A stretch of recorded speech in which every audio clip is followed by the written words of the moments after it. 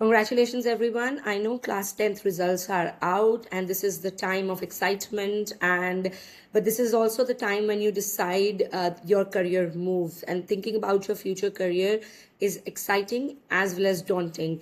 You need to choose what subjects you're going to take, after high school, because that helps you to decide what you're going to do in future. Now, there are so many factors that influence your decision right now, and it is important that you discuss these things with somebody who's experienced, somebody who can tell you about different career moves and what you could do in different areas. As with AI, everything is moving really really fast, so you need to understand what skills you are good at, what are your abilities. Because if somebody tells you, let's say digital marketing is doing good, for example, and they tell you, take up something that will complement digital marketing in future, but if you are not good at that particular skill, it won't help you in any way. I mean, you won't be able to perform.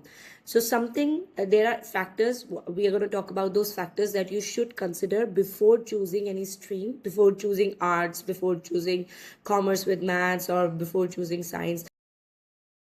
So just think about this whole career move as it is your journey, and during this journey, you will be exposed to many influencing factors. And let's discuss this influencing factors one by one. So first is your values, your interests, personalities, and skills. Then a childhood interest or skill such as drama, music, or sports. Then you have the type and quality of education that you've received over the years, subjects that you are good at. Like, for example, some people are good at maths, some people are good at socials, etc. And you also enjoy those subjects at school. And then there is an influence of a parent or a model, somebody you look up to in your family. So you want to do something like that. And then there are internships, and there is another factor, which is the work life balance you would like in your life. For example, some people won't get into don't want to be doctors because that involves and requires a lot of time investment, right?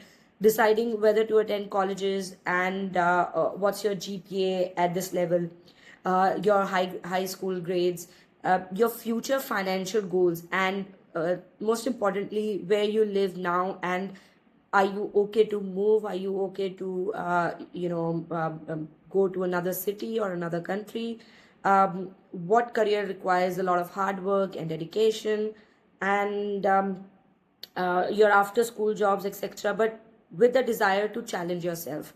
Now you will find the job that is right for you after understanding all these factors, all these influences. And if you have any questions, you can talk to me anytime, and then we can discuss, have a little chat, and we can talk more about what career is good for you.